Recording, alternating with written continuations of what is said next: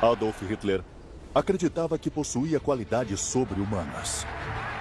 Em público, alegava que nunca tinha ficado doente na vida. Hitler era um completo hipocondríaco. Mas no particular, ele estava escondendo um terrível segredo que teve que manter encoberto por toda a vida. Os membros da grande raça ariana tinham muito preconceito contra problemas congênitos. Quando a guerra mais destrutiva do século XX se voltou contra seu agressor, ele não conseguia mais esconder a doença que estava atacando o seu corpo. Ele babava, não conseguia manter os braços parados. O que eles estavam percebendo, é claro, era a escalada do mal de Parkinson. E a loucura de Hitler, alimentada por drogas, estava cobrando o seu preço. Ele ficou viciado em drogas. Hitler foi se degenerando e se tornou um cara delirante e doente. Essa é a verdade por trás da propaganda e mentiras sobre o homem mais odiado do século XX. Na verdade, Hitler virou um desastre humano.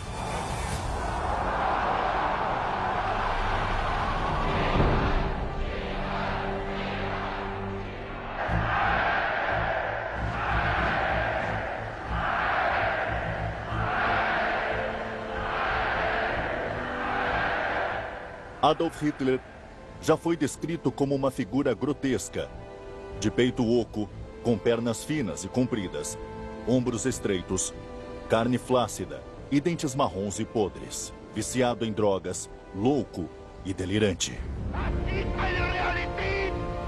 Mas Adolf Hitler afirmava ser um dos homens mais resistentes que a Alemanha não via há décadas. Equipado com uma autoridade maior do que a de qualquer líder alemão. E o ministro de propaganda do Reich fez um grande esforço para promover esse mito. Significantes amostras do poder dos alemães. Um líder que trabalhou incansavelmente por seu povo, que não fumava e era vegetariano. Assim como muitos aspectos da vida pública de Hitler, sua vida sexual, sua vida familiar, sua imagem pública foi uma invenção. Heil Hitler, significando Hitler saudável, corpo saudável, mente saudável. Foi uma mensagem de propaganda bem trabalhada para promover o poder do Führer. Foi uma parte importante do culto que o partido criou em torno de Hitler para retratá-lo como, basicamente, um santo da saúde. Ele sempre foi mostrado e apresentado como uma pessoa abstinente. As pessoas sabiam que o Führer não bebia álcool, que ele não comia carne, passeava com cachorro todos os dias, tomava ar puro na montanha. A persona pública glorificada de Hitler desmentia seu profundo narcisismo e diversas doenças. Ele se queixava de irritações na pele, problemas estomacais e muitos gases. De acordo com relatórios dos Estados Unidos, Hitler tomava mais de 82 medicamentos regularmente enquanto estava no poder. Quando o médico de Hitler, o Dr. Theodor Morell, sugeriu fazer o prontuário médico dele, o viciado Hitler disse que nunca ficou doente, então não havia nada para pôr lá. Quando o fim chegou, Hitler não tinha mais uma compreensão clara do que estava acontecendo com ele. Conforme uma doença terminal devastava o seu corpo debilitado, seu cérebro viciado em drogas parecia não ser capaz de compreender a enormidade do que ele e seu partido nazista haviam infligido ao mundo.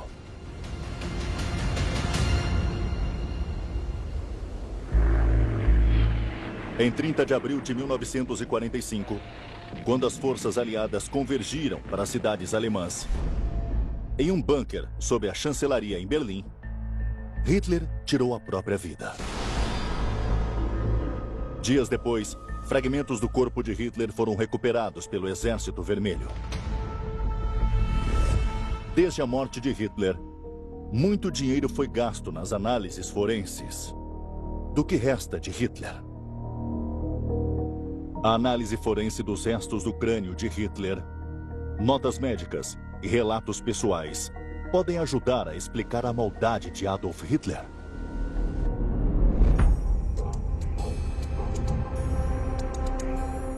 Em 2017, as autoridades russas permitiram que uma equipe de pesquisadores examinasse o que restava de Hitler. Os dentes de Hitler indicavam um envenenamento por cianeto e confirmaram que ele tinha uma dieta vegetariana. Hitler tinha 56 anos quando morreu e restavam apenas 5 de seus próprios dentes.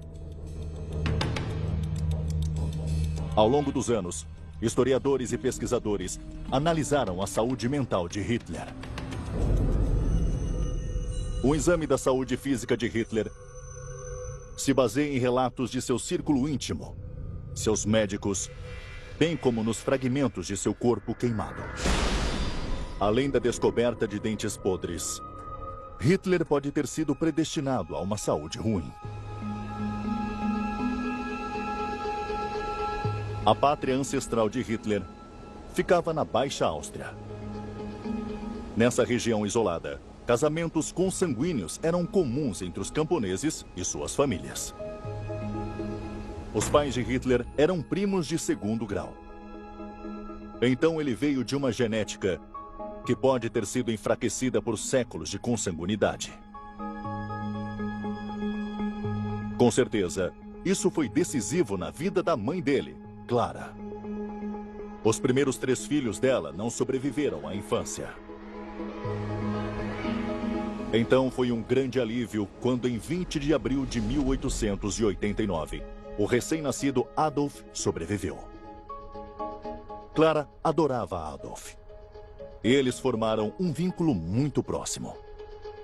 Mas quando o menino, ele era propenso a explosões violentas e considerado uma criança preguiçosa. Um professor da escola secundária de Hitler não ficou impressionado com o jovem estudante, lembrando dele como obstinado e arrogante, sem vontade de ouvir conselhos e exigindo que seus colegas fossem subservientes a ele de maneira incondicional.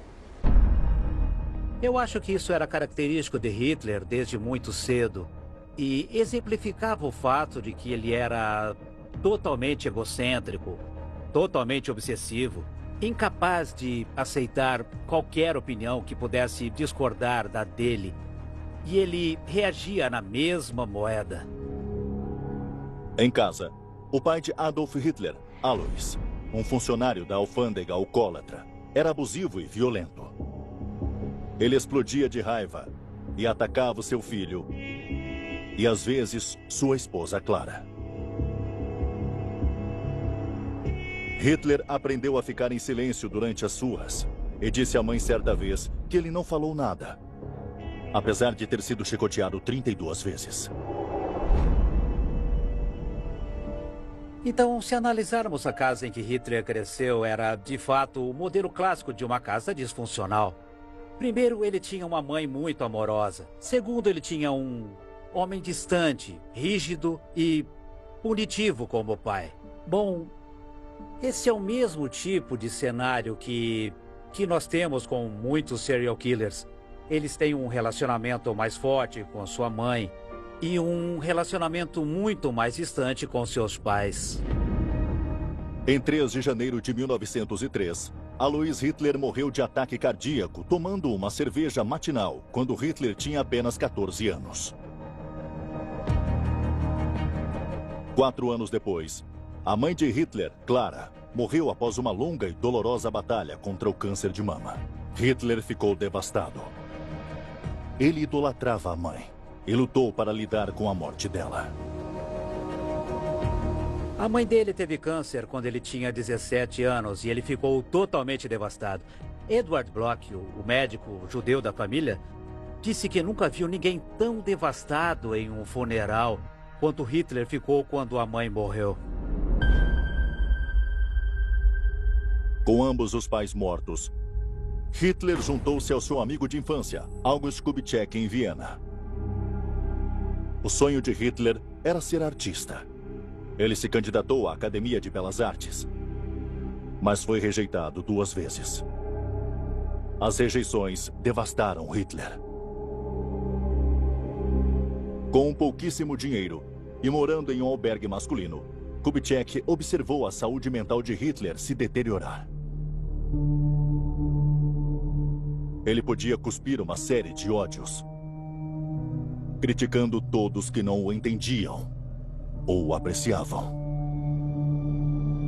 Ele achou que estava sendo perseguido e enganado. O amigo tinha certeza de que Hitler estava ficando desequilibrado. É claro que ele ficou arrasado quando a mãe morreu. E acho que ele internalizou isso de forma a continuar com esse estilo de vida desleixado. E, em algum lugar, tentando pensar o que é que eu vou fazer. Porque eu acho que ele não tinha ideia do que fazer. Ele estava à deriva mesmo. E parece que a saúde física de Hitler estava prestes a ser questionada também. A Primeira Guerra Mundial estava prestes a mudar a Europa e o exército austro-húngaro estava pedindo recrutas. Quando Hitler se apresentou para o exame médico, ele foi rejeitado como inapto para o combate. Esta pode ter sido a primeira indicação de que alguma coisa estava errada. As juntas médicas militares são famosas por serem muito duras. Não estão interessadas em desculpas. E é claro que há casos em que eles marcaram pessoas que não tinham perna como aptas para o combate. Hitler foi considerado inapto para o serviço. E houve uma conversa vaga, ou ele criou uma narrativa, que eram por razões respiratórias. Isso é um absurdo. Hitler nunca teve esse tipo de doença. Então, minha teoria é a única razão pela qual eles poderiam tê-lo rejeitado foi que eles encontraram os defeitos congênitos. E isso era uma coisa que eles não queriam no exército. Aparentemente, os padrões do exército alemão não eram tão altos quanto nos exércitos austro-húngaros, e Hitler foi aceito lá. Adolf Hitler gostava de ser soldado, mas seus colegas o achavam estranho e peculiar. Hitler era um soldado competente. Ele era meio que um lobo solitário. Nós não sabemos exatamente o que os oficiais pensavam dele. De vez em quando, em conversas privadas, há evidências de que havia algo em Hitler que não o tornava querido por outras pessoas. Um relato de um soldado em seu regimento afirmou que Hitler pulava e fazia discursos altos atacando judeus e marxistas de repente. Ele foi apelidado de Adolf Louco. Mas outra coisa fez de Hitler o assunto das fofocas no quartel. O amigo íntimo de Hitler, Ernest Hanfstaengl, diz que Hitler foi vítima de bullying sexual. Os colegas do exército que o viram na lavanderia notaram que as genitais dele eram quase subdesenvolvidas. Bom, sempre houveram rumores sobre isso e começou com o fato de que quando ele saía para fazer um piquenique com os amigos e ele ia atrás de uma árvore para urinar, sempre dava para ver que ele vazava depois. E sempre que um médico o examinava, ele nunca deixava tirar a camisa ou examinar o abdômen ou a região pélvica. Então, isso meio que criou uma ideia entre as pessoas próximas de que tinha algo errado ali. E parece que havia. Um patologista soviético que examinou os restos queimados de Hitler no final da Segunda Guerra Mundial afirmou que um testículo não foi encontrado. Depois, este relatório foi contestado por alguns historiadores como uma tentativa dos russos de retratar Hitler como deformado sexualmente. Mas acontece que eles podem estar dizendo a verdade. Documentos da época de Hitler, achados recentemente na prisão de Landsberg, após uma tentativa fracassada de derrubar o governo, apontam na mesma direção. Como dizia uma cantiga popular da época, parece que Hitler só tinha uma bola mesmo. Ele foi para a prisão de Landsberg depois do golpe de Baviera e, como qualquer prisioneiro, ele foi examinado pelo médico da prisão. Esse médico anotou o peso dele, a altura, todos os detalhes. Disse que ele estava bem, saudável, mas estava faltando o seu testículo direito. A explicação provável é que ele tinha o que chamamos de espinha bífida oculta. Ela está muito associada a anormalidades genitais. No caso de Hitler, ele tem um testículo ausente. É chamado de criptorquidia. Ele tinha criptorquidia direita, que é um defeito congênito. E ele tem hipospádia. Isso é um buraco na base ou bem na ponta do pênis que faz ele vazar. O segredo de Hitler estava agora revelado. Mas é claro que estava lá como se estivesse adormecido até a descoberta dos registros médicos de Landsberg. Essa deformidade poderia explicar de alguma forma o regime brutal de Hitler? O psicanalista americano Dr. Henry Murray acreditava que sim. Durante a guerra, Murray esteve envolvido em uma operação secreta dos Estados Unidos para entender a mente de Hitler. Ele concluiu que Hitler lidou com as inseguranças sobre seus órgãos genitais, exibindo força bruta, dominação implacável e conquista militar no mundo em geral. Isso pode ter efeitos consideráveis em alguém e com certeza teve em Hitler. Ele nunca foi visto em traje de banho, nunca deixou um médico examinar seu abdômen ou tirar a camisa. E é muito provável que isso afetasse sua atitude com a intimidade. O contraste entre Hitler e os líderes dos aliados não poderia ser mais gritante. Winston Churchill adorava nadar. E apesar da grave deficiência de Franklin Roosevelt, ele também era muito menos envergonhado com o corpo do que o paranoico Adolf Hitler.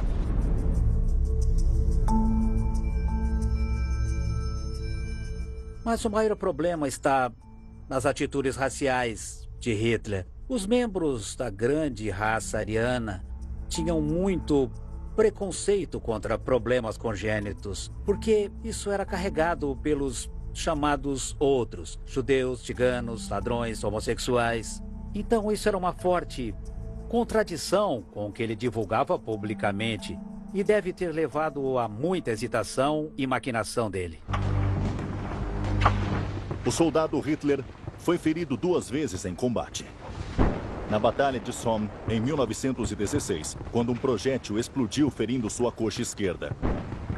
E 2 anos depois, em um ataque britânico com gás mostarda. Ele foi enviado para um hospital militar, mas enquanto se recuperava, a Alemanha se rendeu. Hitler ficou devastado. Mais tarde, ele escreveria sobre aquele dia com desespero e raiva, perguntando se tudo fora em vão, para que um bando de criminosos miseráveis pudesse pôr as mãos na pátria. Hitler ficou arrasado. E isso iniciou sua linha de pensamento que levou a o que vou fazer agora que a guerra acabou e como nos vingamos por nossa derrota injusta. Acho que Hitler acreditava que tudo tinha sido por nada. Que a Alemanha tinha sido esfaqueada pelas costas por aqueles na frente doméstica, os civis, os marxistas, os judeus, que não entendiam o que era lutar no fronte, o que esse sacrifício significava. E ele iria corrigir isso. Sua indignação com a derrota da Alemanha, junto com as suas crenças antissemitas e anticomunistas, encontraram um lar nas cervejarias de Munique, com os membros de extrema-direita do Partido dos Trabalhadores Alemão. Os alemães sentiram que eles tinham perdido a guerra. Eles tinham perdido poder econômico, prestígio e território. Eles queriam maior força econômica para não depender de empréstimos americanos. Eles queriam mais segurança de emprego e queriam o prestígio que achavam que era devido à Alemanha. Em 1921, Hitler era o presidente do recém-formado Partido Nazista. Um partido que via a raça alemã como superior a todas as outras. Foi uma rápida ascensão ao poder e demonstrava a autoridade do comando inicial de Hitler. Hitler tornou-se líder do partido nazista pela força da sua personalidade. Acho que Hitler ficou sobrecarregado com isso, e isso lhe deu uma razão de ser que talvez ele não tivesse até aquele momento. Em 1930, com Hitler como líder, o Partido Nazista era o segundo maior partido político da Alemanha. E as brilhantes habilidades de oratória de Hitler atraíam grandes multidões. Ele foi chamado de um orador nato, que começava devagar e então de repente parecia pegar fogo. Enquanto protestava contra todos os males que via como a ruína da Alemanha, principalmente os judeus. Testemunhas oculares comentaram como pessoalmente, longe dos palcos públicos, ele era uma figura peculiarmente insignificante e vaga. Dorothy Thompson, chefe do escritório de Berlim do New York Post, com certeza não ficou impressionada quando conheceu Hitler em 1931. Ela o chamou de sem forma, quase sem rosto. Ele é o protótipo do homenzinho. Para Hitler, tudo em público era a maneira mais grosseira de dizer: eu sou poderoso, eu sou grande, eu sou a arma definitiva como ser humano. Eu acho que uma boa maneira de entender isso é com o existencialismo. Dentro de Hitler não havia nada. Ele só era alguma coisa quando projetava para fora, principalmente pelos discursos. Então, tirando isso dele, não resta quase nada. A máquina de propaganda nazista não estava contando com a aparência e porte físico de Hitler para promover o Führer. Em vez disso, o Reich apresentou Hitler como um líder que trabalhou incansavelmente pelo país. Um homem de moral, um vegetariano saudável, que evitava todos os estimulantes como álcool, nicotina e café. Mas na vida privada, Hitler sofria de várias doenças.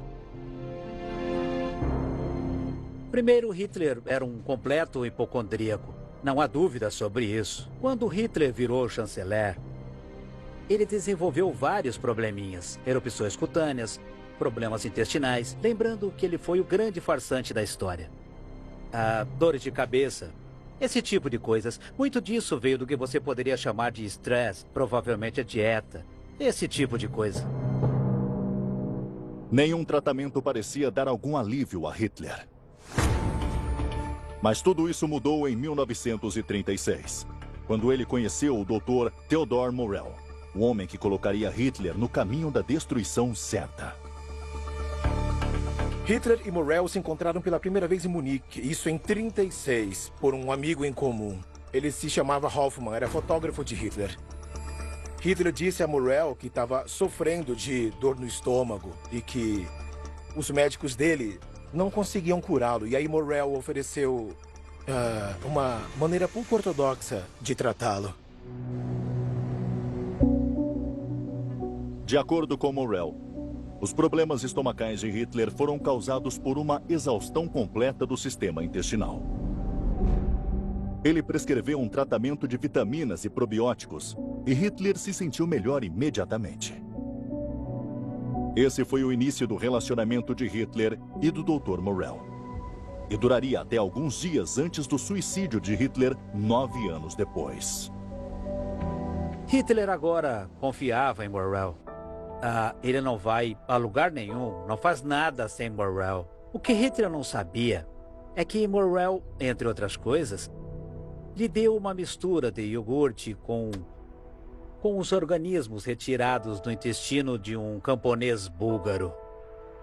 Se Hitler soubesse, teria enlouquecido. Essa é a base sobre a qual Morell formou um relacionamento com Hitler. Morell era um charlatão. O Dr. Morell tornou-se indispensável para Hitler e, em 1937, foi nomeado um dos médicos pessoais de Hitler. Embora fosse formado em medicina, os generais de Hitler desconfiavam de Morrell. O principal médico de Hitler, Karl Brandt, temia que Hitler corresse o risco de ser envenenado pelo coquetel de hormônios e vitaminas prescrito por Morrell. Mas Hitler não quis ouvir uma palavra contra o homem que estava fazendo ele se sentir melhor. Ele disse que tinha muita confiança em Morrell e seguiria suas prescrições ao pé da letra. Morrell deu a Hitler injeções diárias. Ele dormia até tarde, até umas 11 da manhã. Era normal ele acordar, arregaçar a manga do pijama e tomar a primeira injeção de Morrell. Aí ele achava que estava pronto para o dia. Essas injeções continham principalmente vitaminas nos primeiros 4 a 5 anos de tratamentos. Então, podemos dizer que uma dependência psicológica precoce se desenvolveu. Ele pensava, se Morrell está perto de mim, eu fico bem. E, na verdade, foi bem assim no começo. O círculo íntimo de Hitler ficou nervoso com o poder de Morrell sobre seu líder. O general Heinz Guderian chamou Morrell de charlatão gordo e desagradável. E Hermann Göring depreciou Morrell chamando-o de mestre da seringa do Reich.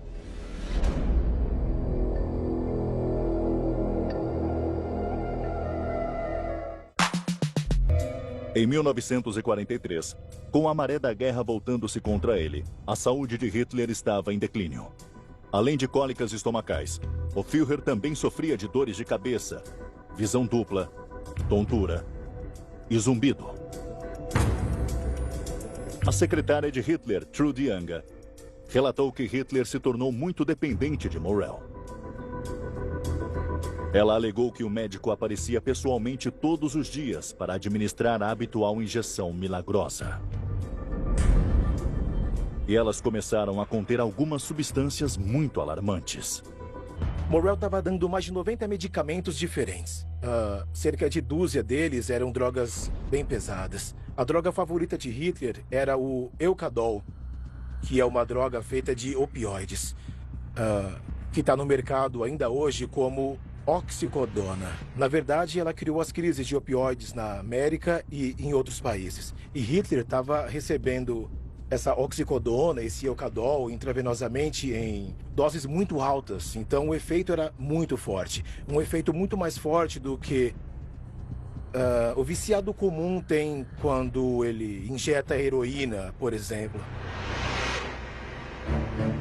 Não é de admirar que a fé inatacável de Hitler em seu médico tenha prevalecido. Mas o Dr. Morrell estava testando dezenas de drogas desconhecidas em Hitler, incluindo extrações dos intestinos de animais machos e anfetaminas. A namorada de Hitler, Eva Braun, também aproveitou o suprimento infinito de drogas de Morrell. Morrell disse à secretária pessoal de Hitler, Christa Schroeder, que estava dando injeções de hormônios nos testículos de touros a ele, alegando que deveria estimulá-lo.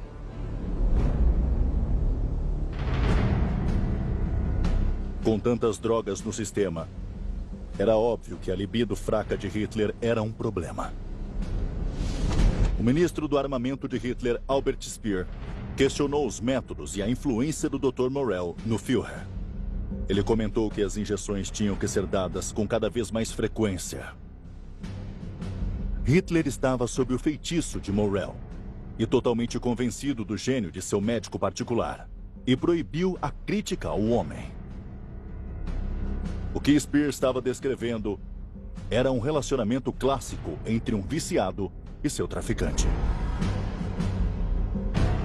Não há dúvida de que, ao longo de seu tempo no cargo, Hitler teve muitas crises de doenças graves, talvez de depressão, e assim ele se tornou cada vez mais dependente de Morrell, seus conselhos, suas drogas, e era um círculo vicioso. Em 1943, o Dr. Morrell estava dando ao Führer a droga viciante Eucadol, bem como cocaína de alta qualidade, injetando-o várias vezes ao dia. É incrível perceber que Hitler tomava decisões todos os dias que afetavam diretamente a vida de dezenas de milhares de seus próprios soldados, enquanto ele estava constantemente drogado. Hitler se tornou um desastre humano a partir de 1943, porque todos aqueles remédios que Morrell deu para ele, no final da guerra, começaram a ter efeitos colaterais. Ele começou a tremer, a pele estava amarela, ele estava perdendo a linha de raciocínio, ele não estava mais nem um pouco em forma. Morrell teria transformado Hitler em um viciado? Ou ele era simplesmente incapaz de resistir às exigências do Führer? A inteligência britânica imediatamente interrompeu o plano de assassinar Hitler quando perceberam que Morrell estava fazendo esse trabalho. Qualquer pessoa drogada não está muito em contato com a realidade e, sendo o líder de uma guerra, tem que estar muito em contato com a realidade. Ele não pode viver em um mundo de sonhos. Isso acaba levando a decisões terríveis. Então, eles ficaram felizes que o degenerado Hitler ainda estava no poder. Hitler começou a mostrar sinais de uma condição médica séria. A mão esquerda dele costumava tremer. O Dr. Theodor Morrell percebeu esta peculiaridade em 1941 e a diagnosticou como uma condição relacionada ao estresse. Hitler parecia bem saudável para aqueles ao seu redor e, claro, para o público alemão. Mas a partir de 1942, tornou-se muito óbvio para as pessoas, para Goebbels, para Guderian e outras pessoas que estavam comentando que, de repente, ele virou um homem muito velho, que se sobrecarregava, que vacilava, ele babava, não conseguia manter os braços parados. A saúde deteriorada era um segredo que Hitler não podia mais esconder. Ele sofria de mal de Parkinson, uma doença neurológica degenerativa sem cura. O que eles estavam percebendo era, claro, a escalada do mal de Parkinson. Isso explica outras coisas sobre o comportamento dele. Antes, ele sempre foi meticulosamente arrumado. À medida que o Parkinson avançava, dava para ver que ele tinha comida pingando na frente da sua camisa. E chegou ao ponto de que ele não conseguia se sentar em uma cadeira. Tinham que empurrar debaixo dele.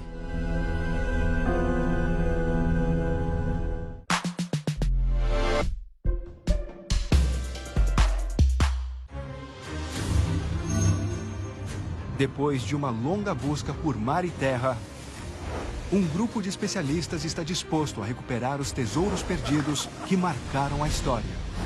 O X marca o local, bem ali, brilhante. Nenhuma lenda ou maldição será capaz de detê-los. O destino os espera. Uau, isso é ouro! Grandes tesouros do mundo. Amanhã, às 10h55 da noite, no History 2.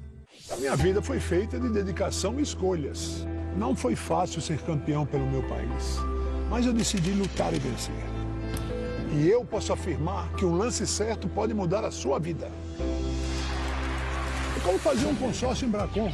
Você pode conquistar a casa dos teus sonhos, um carro ou uma moto. É tão bom quanto vencer um grande jogo.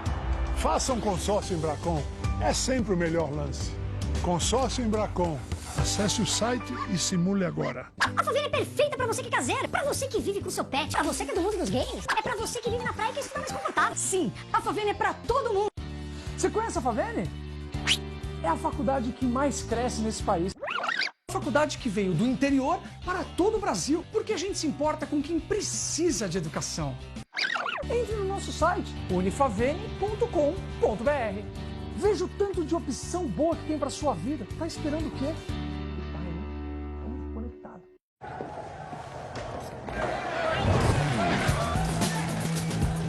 Apresentando Neymar Jr. Kickoff. Participe do jogo onde a emoção do pôquer encontra a diversão do futebol. Avance pelo campo por uma chance para marcar gols épicos e ganhar mãos épicas.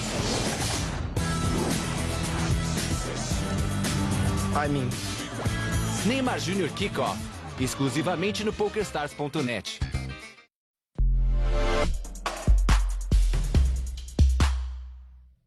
Temos números melhores, artilharia melhor. Também estamos lutando pelo melhor da causa. Último episódio. O Lincoln mudou o caráter da guerra, que se tornou sobre emancipação. Uma emenda à Constituição acaba com tudo. Está feito para sempre. Ele passou a contar uma nova história sobre o que os Estados Unidos deveriam ser. Quem somos nós? Em que acreditamos? Abraham Lincoln, sexta, às 11 da noite, no History 2.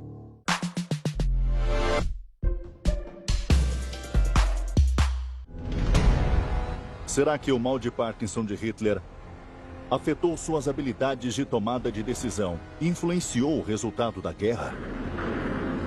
Os neurologistas sugerem isso, questionando as escolhas imprudentes que Hitler fez quando o mal de Parkinson se instalou. Os russos estabeleceram uma estratégia que traria uma recompensa generosa. Como a recusa firme de Hitler em permitir que von Paulus se rendesse em Stalingrado, diante de probabilidades esmagadoras em janeiro de 1943. Seguiram cegamente e, ao fazê-lo, pressionaram suas linhas de suprimento até o ponto de ruptura. Ou seu fracasso em 1944 em defender a Normandia ou considerar retiradas táticas na frente oriental, condenando milhões de suas próprias tropas à morte. Também é provável que o agravamento do vício em drogas o teria deixado incapaz de tomar decisões lúdicas. Bom, Hitler usava drogas muito fortes, em intervalos regulares. A ingestão de drogas dele ficou totalmente louca, digamos, porque ele estava usando cocaína, que é muito forte, e também, depois disso, partindo para oxicodona, que como opioide é sempre meio deprimente. Ele tinha uma coisa popularmente chamada de efeito speedball. Em 20 de julho de 1944, a maré da guerra virou contra a Alemanha. E um plano para assassinar o ditador estava em andamento. Em uma reunião dentro do quartel-general de Hitler na Polônia, a Toca do Lobo, o oficial nazista, tenente-coronel Klaus von Stauffenberg, colocou uma maleta com uma bomba debaixo da mesa de conferência perto do Führer. Quando explodiu, a perna da mesa protegeu Hitler do pior da explosão. 4 pessoas morreram e 13 ficaram feridas. Morrell correu para o local do bombardeio para cuidar de Hitler e começou a remover lascas de vidro e madeira do corpo dele. Hitler tinha encontro marcado com Mussolini mais tarde naquela noite e convenceu o médico a dar-lhe algo para ajudá-lo. Seus ferimentos deviam ser muito dolorosos. Mas Morrell o medicou com um dos opioides mais fortes, Eucadol. E Hitler estava pronto para conhecer o líder italiano. Quando Mussolini desceu do trem na Toca do Lobo, é óbvio que ele foi informado da tentativa de assassinato. Hitler estava na plataforma, dopado com os opioides para não sentir nenhuma dor. E Mussolini disse, isso é um milagre. Você é sobre-humano. Você já pode me cumprimentar e ter reuniões comigo, mesmo que você quase tenha sido morto poucas horas atrás. Sabemos que houve pelo menos 42 tentativas de assassinato contra Hitler entre os anos 30 e o fim da guerra. Hitler sabia sobre as tentativas de assassinato e sobreviver a elas reforçou a visão de que ele era um tipo de super-homem que tinha sido, escolhido para liderar a Alemanha nesta luta pela sobrevivência, que nada poderia detê-lo. E os ataques confirmavam a grandeza dele. Hitler teve muita sorte em sobreviver a este atentado contra sua vida. Mas a ilusão de que ele estava protegido por algum poder superior, junto com o uso acelerado de drogas, estava cobrando seu preço.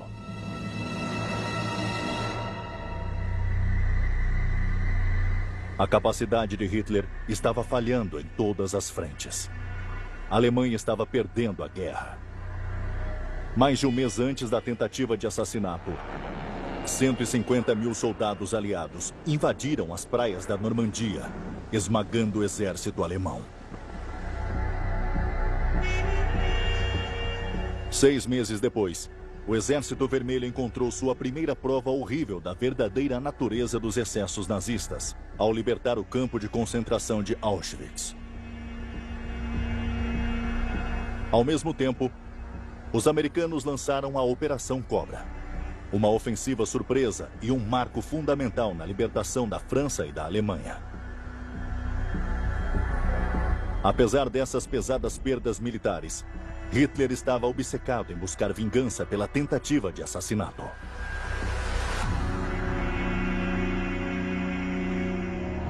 Adolf Hitler sobreviveu a uma bomba plantada por um de seus aliados.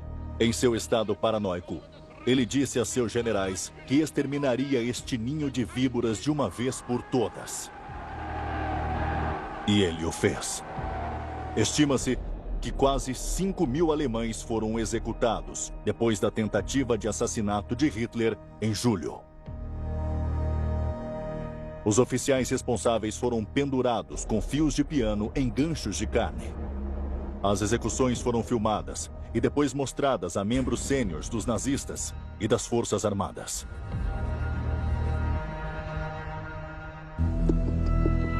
Nas reuniões militares nazistas que se seguiram a essa execução em massa, Hitler estava alegre e otimista.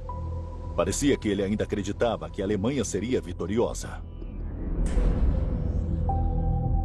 Mas parece que podem ter sido as injeções regulares de opioides, metanfetamina e cocaína que estavam dando a Hitler uma confiança ilusória diante da derrota certa.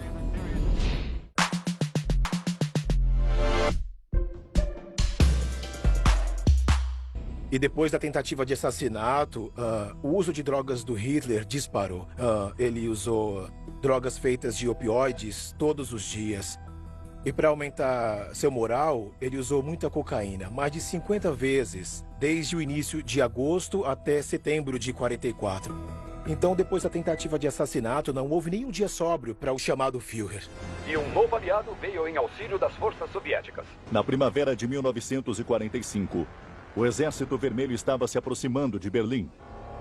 Um Hitler de 55 anos, de cabelos grisalhos, mudou-se para o Führer Bunker em janeiro. E ele insistiu que Morrell fosse com ele. Na verdade, o bunker era bem pequeno. As únicas pessoas que tinham quartos no bunker eram Hitler e Morrell. O relacionamento deles ainda era muito íntimo, mas isso acabou mudando desses meses de bunker. E é provável que tenha mudado porque Morrell não tinha mais as drogas. Os britânicos bombardearam a fábrica farmacêutica responsável pela fabricação do Eucadol. E estava ficando cada vez mais difícil encontrar as drogas que Hitler desejava. Em 1945, Hitler não tinha opioides, cocaína e metanfetaminas.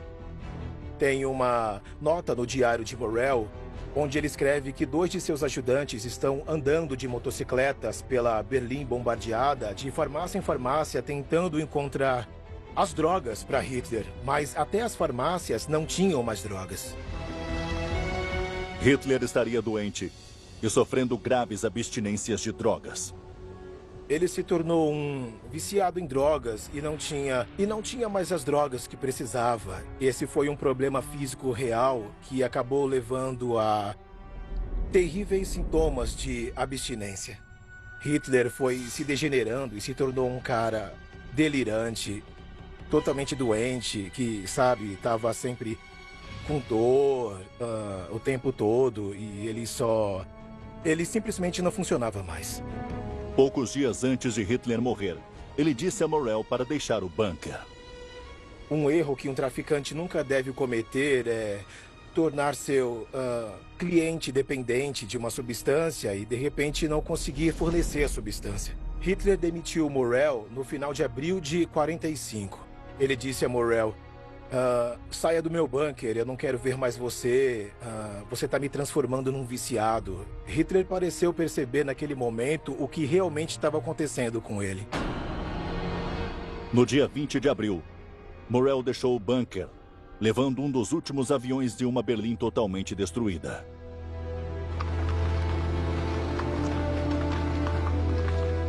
O chefe do Estado alemão era uma força esgotada.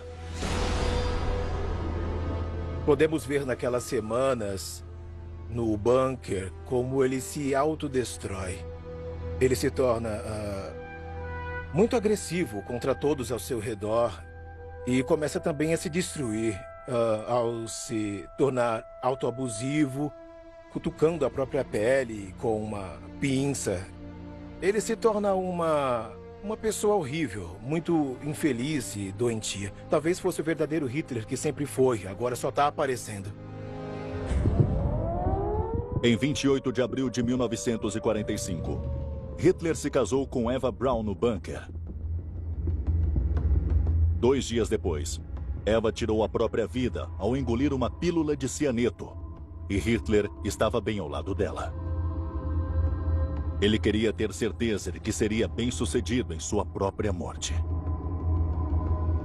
Ele engoliu uma cápsula de cianeto e depois deu um tiro na cabeça. Foi um ato final previsível de uma mente distorcida. Hitler foi o maior narcisista da história. A morte veio como parte de cada ato que ele planejava. Vou matar as pessoas que entrarem no meu caminho e acabarem me matando para mostrar ao mundo o que eles perderam.